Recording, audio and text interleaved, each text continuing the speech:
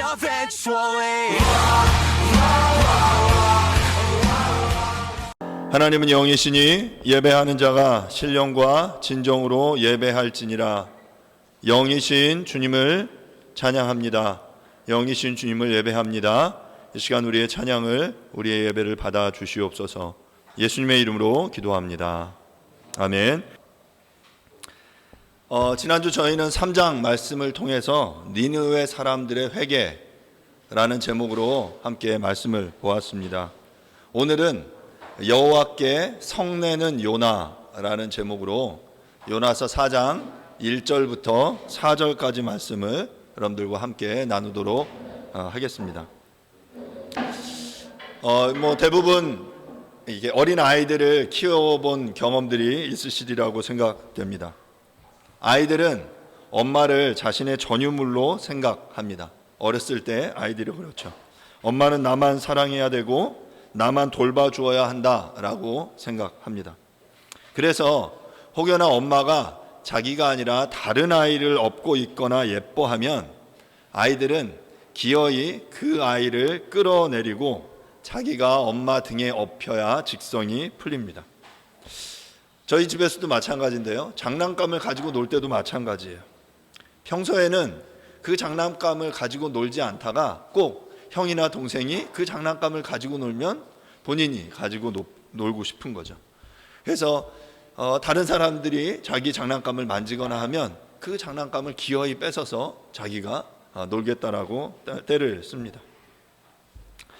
엄마가 다른 아이를 업어준다고 해서 엄마가 사라지는 것도 아니고, 장난감을 서로 양보하면서 서로 사이좋게 논다고 해서 이 장난감이 이렇게 없어지거나 문제가 되는 것도 아닌데, 아이들은 그게 잘 되지 않습니다.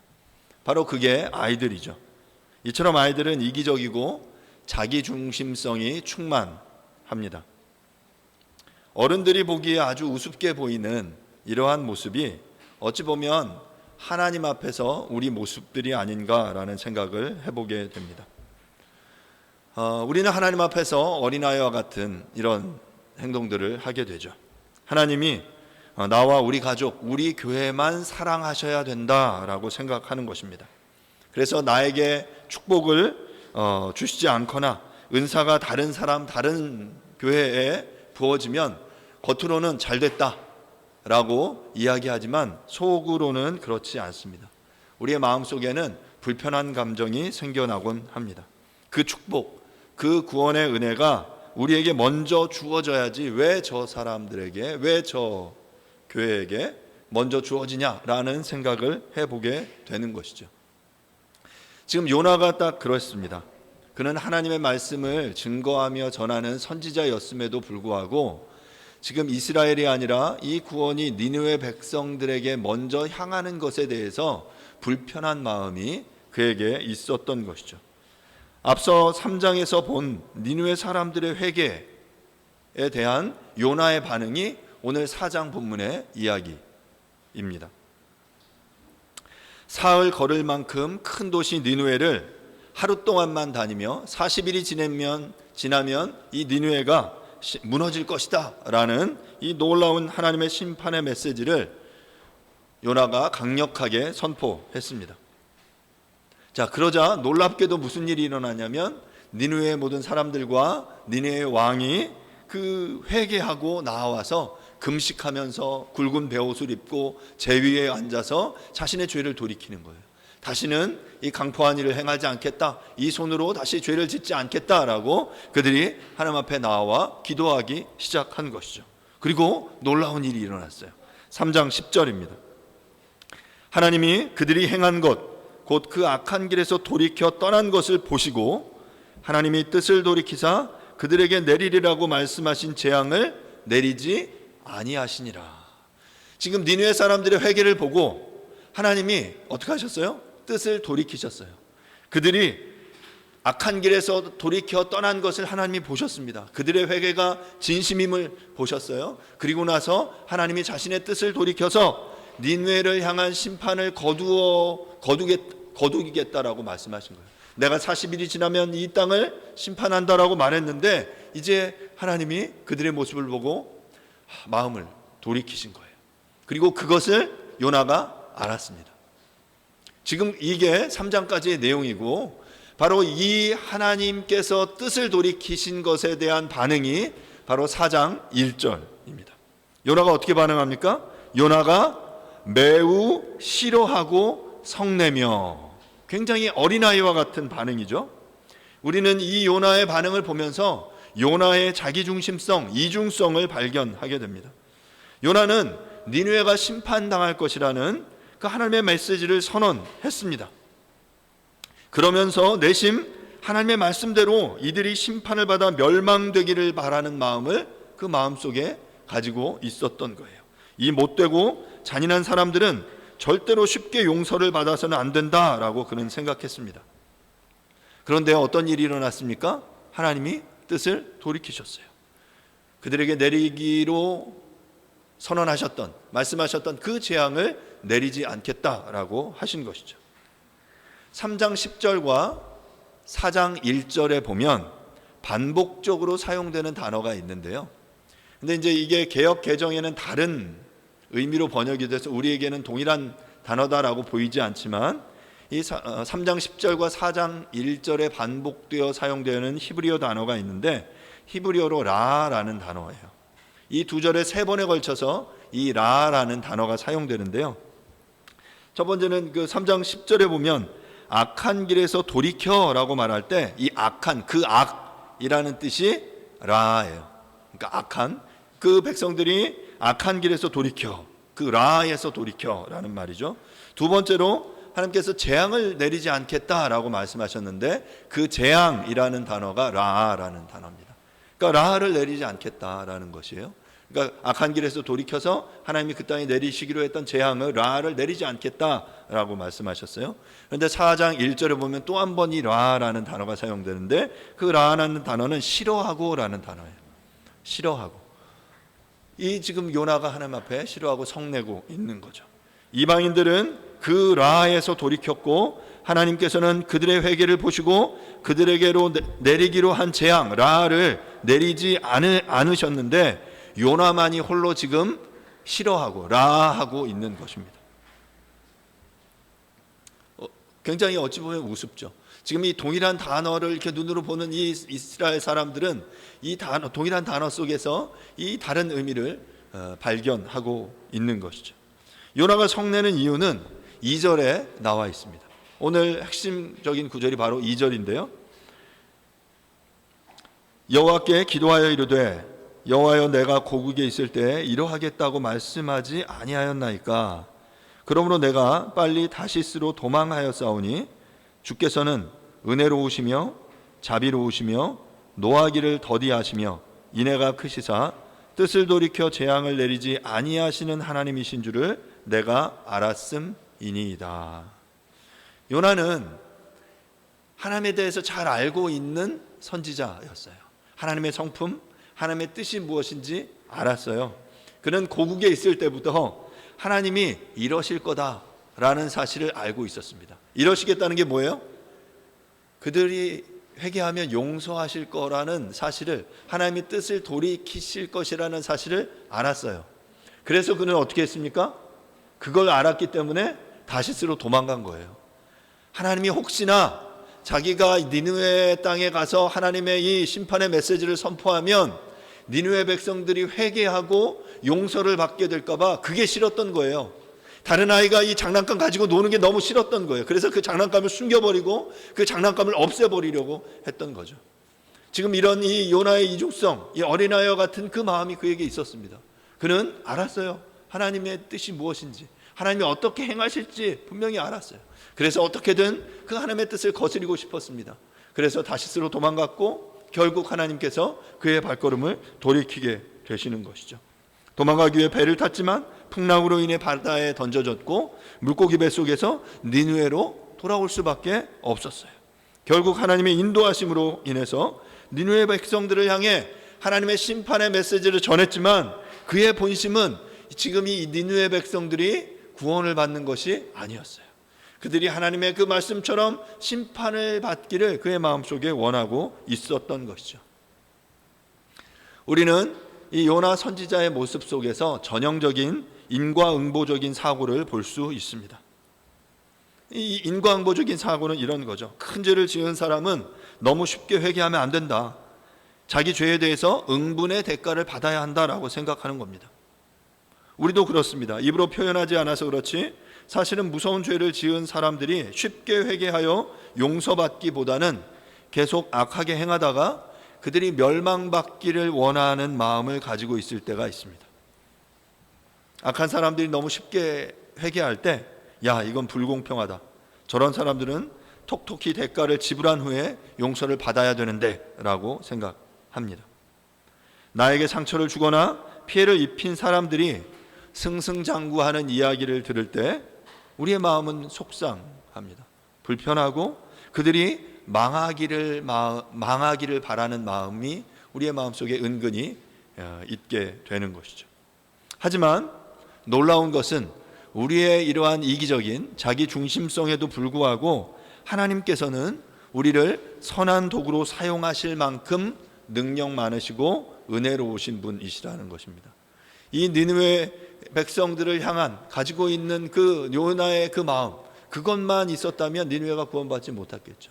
하지만 요나의 자기 중심성보다 그의 어린아이와 같은 이것보다 훨씬 더 크신 하나님의 은혜와 자비가 있었기에 니느웨는 구원을 받을 수 있는 것입니다.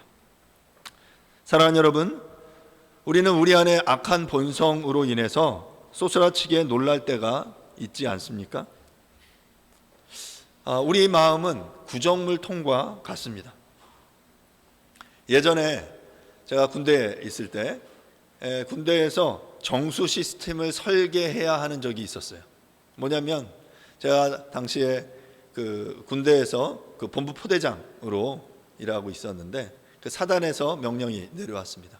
각 군 예하 부대 환경 그 보호를 위한 그 뭔가 액션을 취하라는 거예요.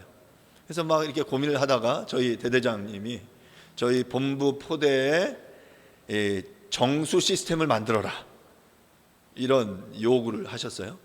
이 정수 시스템이라는 게 어떤 거였냐면 이 식당에서 막 그 설거지하면 음식물 막 찌꺼기 막 다 나오잖아요. 그것들을 이렇게 오수를 정화조 같이 생긴 그 통에 몇 단의 통을 거쳐가면서 이 물이 정수될 수 있는 그런 시스템을 만드는 거였습니다. 그래서 중간에 약간의 필터 설비를 했고요. 그리고 마지막에는 불의 옥잠이라는 수경식물을 심었습니다. 여러분, 불의 옥잠이라고 들어보셨어요? 불의 옥잠은 이렇게 저수지 같은데 이렇게 물 위에 떠 있는 연꽃처럼 떠 있는 수경식물인데 이게 이제 수질 정화 능력이 굉장히 뛰어난 식물이라고 알려져 있어요. 그래서 용존 산소 양을 극대화시키는 그런 식물이다. 이제 이런 거죠. 그래서 이제 몇 단의 칸막이를 하고 몇 회 이제 필터를 설치하고 물을 이제 구정물을 부으면 이게 이제 단을 통과하면서 깨끗해지고 마지막에 이제 불의 옥잠이 그 마지막 그 칸 안에는 둥둥 떠 있는 거예요. 그러면 그리고 나서 물이 밖으로 하천으로 흘러나갈 수 있도록 설계를 했습니다. 그리고 그 사진을 찍어서 사단에 올렸어요. 어떻게 됐냐면 표창을 받았습니다. 상을 받았어요. 어떤 상을? 자, 보통 이제 군대에서 이런 사진 찍으면 비포 애프터 이런 사진 찍거든요. 그 이전 사진과 이후 사진을 찍어요. 그래서 이후 사진은 마지막에 칸에 이제 불의 옥잠이 떠 있는. 그래서 이 식물이 깨끗하게 물을 만들 뿐만 아니라 이만큼 물이 깨끗하다는 걸 자랑하기 위해서 불의 옥잠을 띄워 놨던 거죠. 그런데 놀라운 것은 이렇게 해서 상은 받았지만 과연 이 시스템이 계속해서 정상적으로 작동하느냐라는 거예요. 그냥 이렇게 두면 이 물이 깨끗해 보여요. 그리고 괜찮아 보여요. 그리고 마지막에 이제 불의 옥잠이 막 떠 있을 때는 이게 잘 워킹하는 것 같아요. 그런데 문제는 이 물을 이렇게 막대기 같은 거로 이렇게 휘저어 보면 어떤 일이 벌어지냐면 이 밑에 가라앉았던 콩나물 대가리, 김치, 멸치 막 이런 찌꺼기들이 확 올라오는 거죠. 그럼 어떻게 됩니까? 깨끗해 보이던 물이 그냥 구정물통이 되는 거예요. 예, 저는 우리의 마음의 본성이 이러하지 않나라는 생각이 들어요. 아무 문제가 없을 때는 우리의 마음속에 이 김치 쪼가리, 멸치 대가리, 콩나물 대가리 뭐 이런 게 저 밑에 잘 가라앉아 있어요. 그래서 위에는 깨끗한 물이 떠 있어서 야, 나는 괜찮은 사람이야, 이 정도면 괜찮아 하고 자위하기도 하고, 옆 사람들이 혹시 모르게 그 물을 떠먹기도 하고, 야, 괜찮은 사람이야 하죠. 그런데 문제는 우리의 삶의 인생이 항상 평탄한 것만은 아니죠. 때로는 풍랑이 일고 때로는 큰 문제가 닥쳐서 이 바닥에 가라앉았던 이 오물들이 막 뒤엉켜지는 그러한 상황들이 생긴다는 거예요. 우리의 악한 본성이 불쑥불쑥 올라오는 그런 어떤 상황들이 생기게 된다라는 것이죠. 우리 안에 긴박한 상황이 일어나고 분노의 스위치가 켜졌을 때 우리 안은 갑자기 이렇게 분노를 발하거나 그 이해할 수 없는 그 행동을 하는 저 자신을 발견하게 됩니다. 여러분들은 어떻습니까? 아이들이 서로 싸우고 억지를 부릴 때가 있습니다. 그럴 때 타이르기도 하고 충고를 하기도 하고 혼을 내기도 합니다. 그런데 이때 제가 컨디션이 괜찮을 때는 이 애들이 이 떼 쓰는 것까지도 다 참을 수 있어요. 그리고 막 이 애들 찡찡거리고 막 화를 내는 거 이렇게 참을 수 있는데, 제 그 감정의 캐퍼시티가 그거를 감당할 수 없는 어떤 상황들 속에 아이들이 잘못을 인정하지 않고 더 고집을 부리거나 말을 듣지 않으면 갑자기 제 마음 저 깊은 곳에서 화가, 분노가 솟구쳐 오릅니다. 그래서 아이들에게 소리를 치며 윽박 지를 때가 있습니다. 그러고 나면 그 아이들 앞에서 분노를 표출하고 있는 저 자신을 발견하게 되면서 저 자신이 깜짝 놀라죠. 그러면 이제 항상 아내가 한마디 하죠. 애들 앞에서 그렇게 소리 치지 말라고.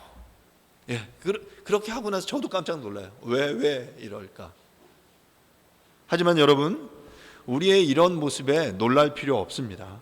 이것이 우리의 본연의 모습이에요. 이게 우리의 악한 본성, 우리의 연약함입니다. 중요한 것은 이러한 악한 모습을 가진 나를 통해서 하나님이 일하신다라는 것이죠. 요나가 니느웨에서 심판의 메시지를 끝까지 전할 수 있었던 것은 그가 완벽한 존재여서가 아니라 그가 니느웨 백성의 모든 죄악을 품을 만큼 그의 성품이 완전해서가 아니라 여전히 부족하고 악한 성품을 가지고 그 자기중심성이 충만한 어린아이와 같은 존재였지만 하나님께서 그를 사용하셨기 때문이에요. 하나님의 그 성품이 그의 악한 본성을 압도하셨기 때문입니다. 요나는 하나님을 어떤 분으로 알고 있었는지, 그리고 하나님의 어떤 성품이 지금 니느웨를 이렇게 구원했는지 2절은 정확하게 말하고 있습니다. 2절 하반절을 보면 하나님의 성품 중에 5가지를 설명하는데요, 주께서는 은혜로우시며 자비로우시며 노하기를 더디하시며 인애가 크시사 뜻을 돌이켜 재앙을 내리지 아니하시는 하나님이라고 고백해요. 여러분, 우리가 하나님의 성품, 하나님이 어떠한 분인지 알기를 원하잖아요. 그리고 그 하나님의 성품 때문에 우리가 살고 있다고 알잖아요. 다른 이외에도 많은 성품이 있지만 하나님을 대표하는 가장 중요한 성품이 바로 이 2절에서 5가지의 성품이에요. 첫 번째 뭐라고 말합니까? 바로 은혜로우시며 라고 말해요. 구약에는 지금 이 하나님의 성품에 대해서 지금 이 함께 읽은 요나서 4장 2절 말고도 이 동일한 비슷한 구절이 여러 구절들에 반복되어 나타납니다. 몇 가지 구절만 살펴보면, 먼저 요엘서 2장 13절입니다. 요엘서 2장 13절 제가 한번 읽겠습니다. 너희는 옷을 찢지 말고 마음을 찢고 너희 하나님 여호와께로 돌아올지어다. 그는 은혜로우시며 자비로우시며 노하기를 더디하시며 인애가 크시사 뜻을 돌이켜 재앙을 내리지 아니하시나니. 예, 여러분 똑같지 않습니까? 이 요엘서 2장 13절하고 지금 요나 4장 2절하고 똑같아요. 하나님의 5가지 성품을 아주 강력하게 설명하고 있습니다. 회개하고 돌아오는 것에 대해서 요엘 선지자가 이야기하고 있는 거예요. 시편 145편 8절도 이 하나님의 성품을 노래합니다. 여호와는 은혜로우시며 긍휼이 많으시며 노하기를 더디하시며 인자하심이 크시도다. 사랑하는 여러분, 하나님은 어떤 분입니까? 하나님은 하나님의 성품 중에 크게 두 가지, 하나님의 사랑과 하나님의 거룩이라고 말하잖아요. 하나님은 죄인을 절대로 용납하지 않는 분이십니다. 이스라엘 백성이 경험한 바가 바로 그것이었어요. 하나님은 아무리 택한 백성이라도, 하나님의 종이라 하더라도 죄를 지은 사람은 절대로 용납하시지 않습니다. 끝까지 찾아가셔서 그 죄를 폭로하시고 그에 상응하는 책임을 지게 하시죠. 이것이 바로 하나님의 거룩, 하나님의 진노, 하나님의 공의입니다. 그런데 하나님에게는 또 다른 동일한 성품이 있어요. 그것은 아무리 추악한 죄를 지었고 멸망당에 마땅한 사람이라고 하더라도 회개하고 그분께 나아오면 무조건 용서해 주시는 은혜로우시며 자비로우시며 노하기를 더디하시며 은혜가 크시사 뜻을 돌이켜 재앙을 내리지 아니하시는 하나님의 모습입니다. 아무리 용서받을 수 없는 죄를 지었다 하더라도, 아무리 절망적인 상황에 빠져 있다 하더라도 자기 죄를 미워하며 하나님께 나아오는 사람은 반드시 용서해 주십니다. 그래서 하나님께 회개할 마음이 든 사람은 이미 살아난 것과 같아요. 그런 생각이 들었다는 것 자체가 하나님께서 그를 살리시기로 작정하셨음을 보여주는 증표이기 때문이에요. 멸망당할 사람들은 그런 회개하겠다라는 생각 자체가 들지 않습니다. 오히려 끝까지 내 죄에 내가 책임을 지겠다라고 고집을 부리죠. 하지만 중요한 것은 우리가 어떻게 그 죄에 대한 책임을 질 수 있겠냐라는 말이에요. 내 말 한마디가 누군가를 몇 달 동안 눈물 나게 할 수 있고요, 누군가의 명예에 심각한 손상을 끼칠 수도 있고, 누군가에게 어떤 굉장히 큰 물질적인 피해를, 상처를 줄 수 있습니다. 그래서 상대방이 어떤 깊은 어려움 가운데 아니면 깊은 우울증, 상처 가운데 빠질 수 있는데, 여러분 그것을 내 힘으로 어떻게 수습할 수 있겠습니까? 내 경건하지 않는 모습으로 인해서 하나님을 알지 못하는 사람이 하나님께로 나아갈 기회를 잃었다면 그것은 내가 어떻게 책임질 수 있겠습니까? 그럼에도 불구하고 책임질 수 없는 것을 책임지겠다고 끝까지 버티는 사람이 바로 어리석은 사람들의 특징이에요. 멸망과 구원은 절박한 상황에서 이 중에 어느 쪽의 생각이 지배를 받느냐에 달려 있습니다. 중요한 것은 멸망당하는 사람이나 구원받는 사람이나 다 똑같이 죄인이라는 거예요. 똑같이 죄인인데 이들의 삶이 멸망과 구원으로 갈리게 됩니다. 그것은 바로 그 차이는 뭐냐면, 구원받는 사람은 자기의 죄를 책임질 수 없다는 사실을 깨닫는 거예요. 나는 내가 저지른 일을 책임질 수 없다. 내가 다른 사람들에게 준 상처를 책임질 수 없다. 내가 할 수 있는 일은 오직 두 손 들고 하나님께 나아가는 것뿐이다 라는 것을 깨닫습니다. 그럴 때 하나님은 그를 용서하는 것을 주저하지 않으십니다. 그리고 그가 저지른 일들을 친히 책임져 주시죠. 반면에 멸망당하는 사람은 자꾸 자기 잘못을 생각합니다.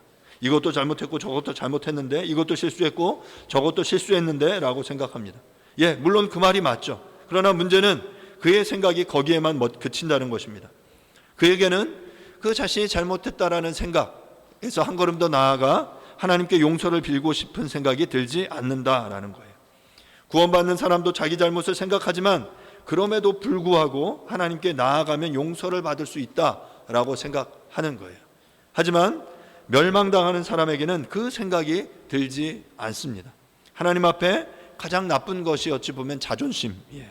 하나님 앞에서 자존심을 내세우는 것보다 더 절망적으로 해로운 일은 없습니다. 사랑하는 여러분, 우리가 구원받는 것은 우리의 어떠함 때문이 아니라 하나님의 성품 때문입니다. 본문은 하나님의 5가지 성품에 대해서 우리에게 이야기하고 있어요. 우리의 어떠함이 아니라 하나님의 이 5가지 성품 때문에 우리가 그것에 힘입어서 구원을 받는다라는 거죠. 첫 번째 뭐라고 말합니까? 은혜로우십니다. 하나님은 주는 은혜로우시며 아무런 전제 조건 없이 심지어 전혀 받을 자격이 없는 자들에게 하나님께서 일방적으로 베푸시는 거예요. 은혜가 뭡니까? 받을 자격이 없는 자에게 주어지는 거예요. 우리는 구원을 받을 자격이 없었어요. 그런데 하나님이 우리에게 구원을 베푸셔요. 이게 은혜예요. 일방적으로 베푸시는 그 하나님의 사랑. 두 번째는 하나님의 자비입니다. 하나님은 자비로우십니다. 이 단어 자비로우십니다 라는 단어는 원어 히브리어를 보면 자궁과 관련된 단어예요. 여성의 자궁과 관련돼서 아이를 향한 어머니의 모성적인 사랑과 관심을 의미합니다. 하나님은 그렇게 어머니가 이 자궁 태 속에서 아이를 품는 것처럼 그렇게 안전하고 따뜻하게 우리를 보호하시고 사랑하시는 분이라는 뜻이에요. 이게 바로 하나님이 베푸시는 자비예요. 세 번째로 하나님은 노하기를 더디하시는 분이다 라고 말해요. 노하기를, 분노를 더디하시는 분이다. 그런데 이것의 원어의 뜻은 무슨 의미냐면, 이 노하기를 더디한다라는 뜻이 긴 코를 가지다라는 뜻이에요. 긴 코를 가지다. 좀 의미가 우리가 보기에는 이게 무슨 뜻인지 잘 모르겠는데, 히브리 사람들은 화가 나면 코에 열이 난다라고 생각했어요. 코에 열이 나요? 자, 그러면 여러분, 화를 내지 않기 위해서, 더디 화를 내기 위해서는 어떻게 해야 됩니까? 이 열이 나는 것을 식혀야 되죠. 예, 제가 어제 백신을 맞았는데 열이 나면 어떻게 합니까? 약을 먹어요. 해열제를 먹습니다. 그러면 이제 열이 낮아지는 거예요. 이 당시 사람들에게 해열제 이런 게 없었기 때문에 이들은 몸을 식혀야 됐어요. 근데 이제 이들의 생각에는 코에 열이 난다고 생각했기 때문에 이 코가 열을 식히기 위해서는 긴 코가 길어야 된다라고 표현한 거예요. 긴 코를 가지다, 이 뜻이 바로 노하기를 더디한다라는 뜻인 거죠. 이들은 이렇게 하나님을 긴 코를 가진 분으로 묘사하고 있는 겁니다. 그래서 하나님이 쉽게 분을 바라지 않는 분이라고 표현하는 의인법적인 표현을 쓰고 있는 거예요. 네 번째, 하나님은 인자한 분이다 라고 표현합니다. 이 인자라고 표현된 헤세드라는 단어, 굉장히 중요한, 히브리어의 구약의 중요한 단어이죠. 이 헤세드는 근본적으로 언약 계약을 충실하게 이행한다라는 것을 바탕으로 하고 있습니다. 하나님께서 인자가 많으신 분이다라는 것은 이스라엘과의 언약을 충실하게 지키시며 이행하실 뿐만 아니라 필요에 따라서는 이스라엘의 많은 과오까지도 용서하시고 용납하시고 언약 관계를 유지하시겠다라는 그러한 의미를 가지고 있는 거예요. 그러니까 여러분, 언약 관계는 쌍방이 계약을 함께 지켜야 돼요. 그런데 이 언약을 중시하고 이 언약이 파기되는 것을 원하시지 않기 때문에 이 언약의 반대, 우리가 연약하여 불충하고 그 언약이 파기되는 상황 속에서도 하나님께서는 인자를 베푸셔서 이 언약을 끈질기게 이어가신다라는 그런 말씀이신 거죠. 하나님께서는 니느웨 사람들에게 인자가 많으신 분이 되신다라는 것은 그들이 참회를 받으시고 누구든지 회개하면 그들의 죄를 용서하시겠다라는 약속을 지키신다는 그러한 의미입니다. 다섯 번째로, 하나님은 내리시던 재앙마저 거두시는 분입니다. 요나는 사실 이 사실을 이미 니느웨에서 체험했습니다. 죄인이 회개만 하면 하나님께서 계획하셨고 이미 내리시겠다고 선포하셨던 재앙마저도 거두시는 분이십니다. 하나님의 계획 중에 죄에 대한 심판만큼은 항상 바뀔 가능성이 있습니다. 아이러니하게도 하나님께서는 죄인이 회개하면 언제든지 계획하신 심판을 취소하시거나 보류하시겠다라고 말씀하시는 것이죠. 이 과정에서 하나님께서 이미 선언하신 심판을 이행하지 않으시는 일로 인해 하나님이 약속을 지키시지 않는 분이다 라는 불명예까지도 하나님이 감수하신다라는 거예요.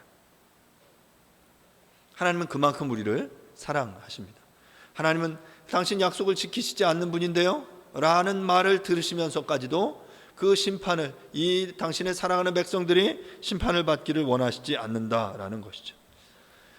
지금 이 내용이 요나가 하나님에 대한 가지고 있었던 이해예요.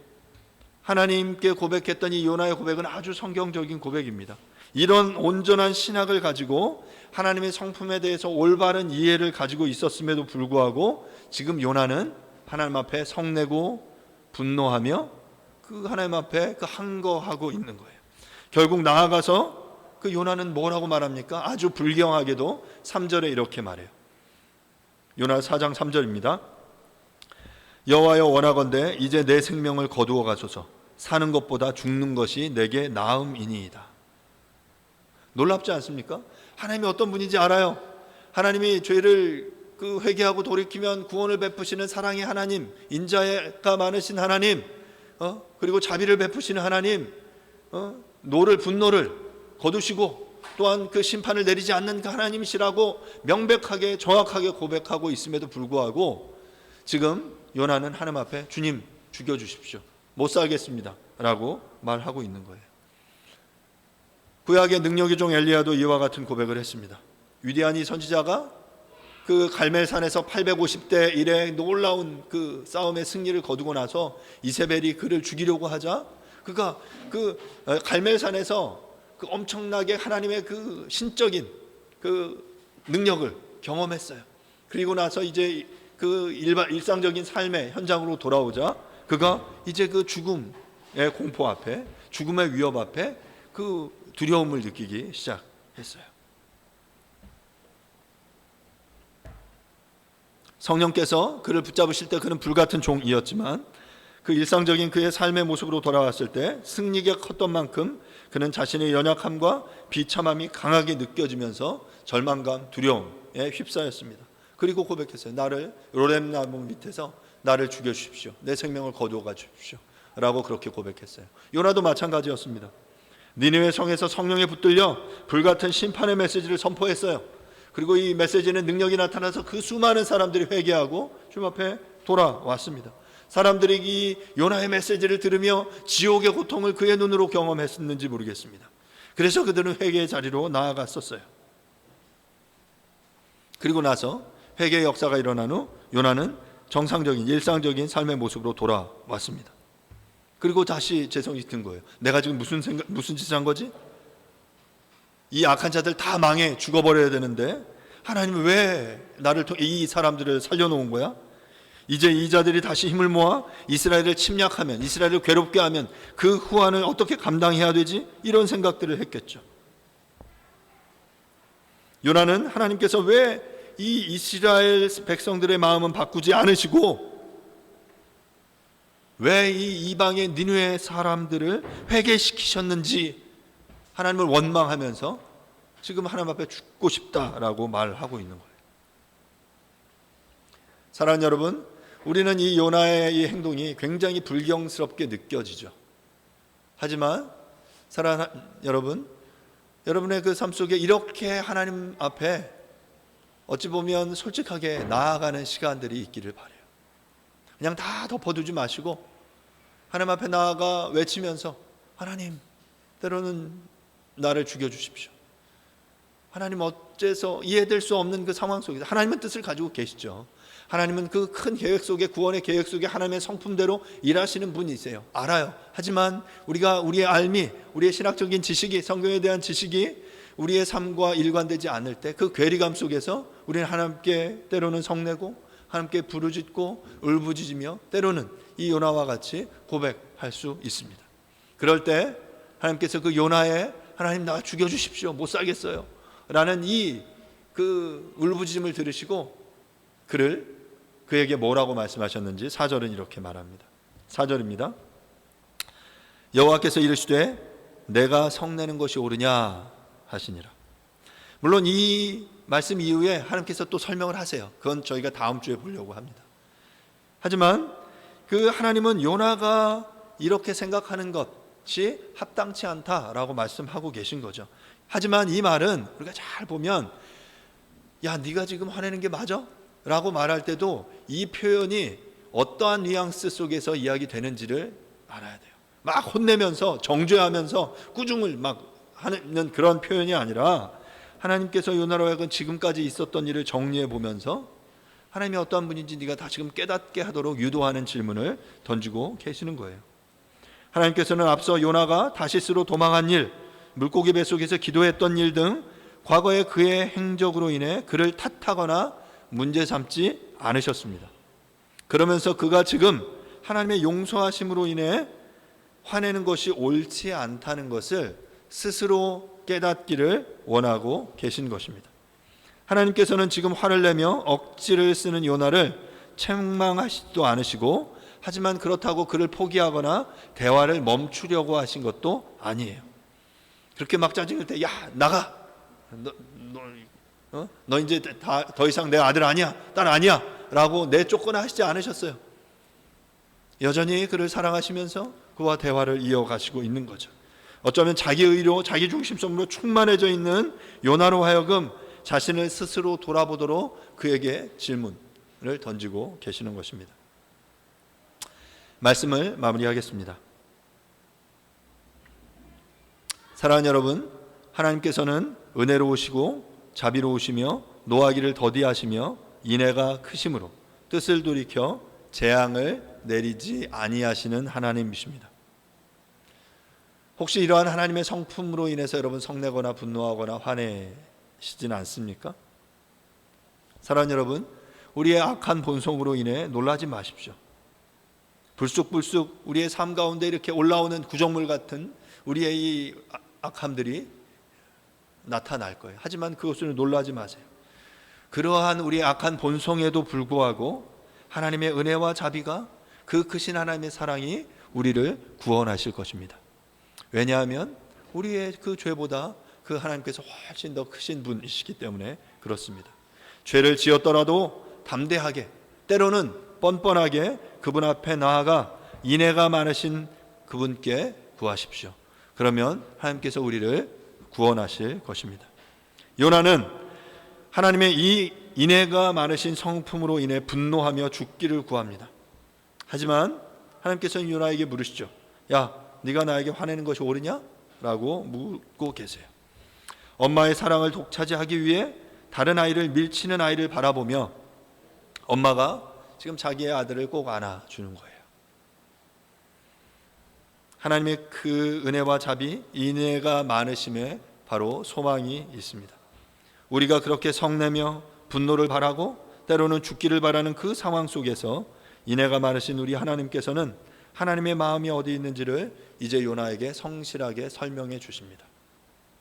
하나님 포기하시지 않으셨어요. 우리와 대화를 끊으시고 절연하시지도 않으셨어요. 야, 너 왜 이렇게 화났어? 너 뭐 때문에 이렇게 화나는 거야? 나는 이런 분이야. 네가 고백한 대로 나는 이런 분이야. 이제 그 이후에 하나의 비유를 통해서 자신이 어떠한 하나님인지, 자신이 그 니느웨 백성들 얼마나 사랑하시는지를 하나님께서 요나에게 말씀하시면서 그를 다시금 설득하십니다. 때로 우리의 인생 속에서 요나와 같이 하나님께 항변하며 성내는 상황이 있을지도 모릅니다. 하지만 사랑하는 여러분, 이러한 상황을 두려워하거나 회피하지 마십시오. 더욱 정직하게 요나처럼 하나님 앞에 나와 항변하십시오. 하나님, 왜 나를 안아주시지 않습니까? 하나님, 왜 저 원수들이 저렇게 심판을 받지 않습니까? 하나님이 이 질문에 대해서 우리를 외면하시지 않을 거예요. 나의 항변에도 불구하고 하나님께서는 구원하실 자를 구원하시고 당신이 은혜 베푸실 자에게 은혜를 베푸실 것입니다. 하지만 또한 하나님께서는 성내는 요나도 외면하지 않으시고 품으십니다. 하나님께서 우리 또한 품으실 것입니다. 하나님의 은혜와 자비, 인애가 크심을 신뢰하고 그분께 나아가 그분의 응답을 기다리는 저와 여러분들이 될 수 있기를 간절히 바랍니다. 이 시간 함께 잠시 기도하도록 하겠습니다. 이 시간 함께 잠시 기도할 때, 하나님, 우리는 이렇게 악한 본성을 가진 자들입니다. 불쑥불쑥 우리 안에 올라오는 이 자기중심성, 우리 안에 불쑥불쑥 올라오는 이 분노와 하나님을 향해 성내는 우리의 모습들, 이해할 수 없는 하나님의 그 뜻 앞에서 우리가 하나님께 항변하는 이 외침들이 우리 안에 있습니다. 하지만 또한 우리는 하나님의 얼마나 그 은혜가 크신 분인지, 자비가 많으신 분인지, 인애가 크신 분인지 우리가 잘 알고 있습니다. 하나님의 성품에 의지하여 주님 앞에 나아갑니다. 주님, 나와 만나주시고 나를 품어주시고 다시금 나의 하나님이 되어주십시오. 그래서 하나님으로 인해 우리의 인생의 반전이 다시금 일어날 수 있게 해주십시오 라고 이 시간 함께 잠시 조용하게 통성으로 기도하도록 하겠습니다. 기도하겠습니다. 하나님 아버지,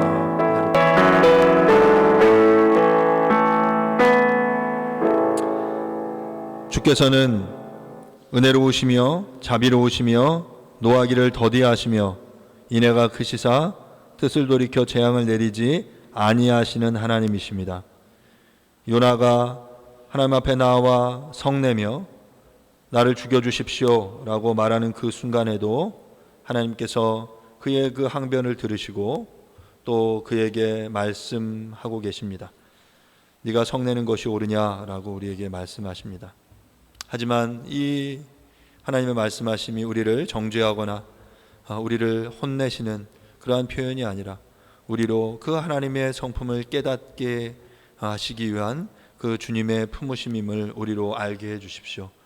우리의 인생과 삶 가운데 정말 때로는 요나처럼 성내고 분노하며 또 그 우리 안에 올라오는 약한 본성으로 인해서 소스라치게 놀라는 상황이 있습니다.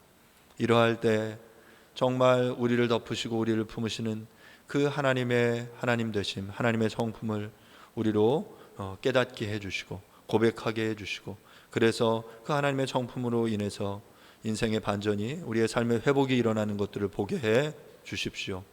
그렇게 일하실 그 주님을 찬양합니다. 예수님의 이름으로 기도합니다. 아멘. 예, 뉴시티 교리문답 24번 문화입니다. 구속자이신 그리스도께서 왜 죽으셔야 했습니까?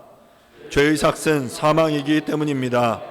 그리스도께서는 기꺼이 우리 대신 죽으시고 우리를 죄의 힘과 형벌에서 구하셔야 하나님께로 이끄셨습니다.